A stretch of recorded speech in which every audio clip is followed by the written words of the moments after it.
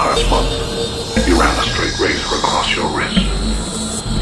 Did you cut yourself because you truly wanted to die, or did you just want some attention? Tonight, you'll show me. The irony is that if you want to die, you just have to stay where you are.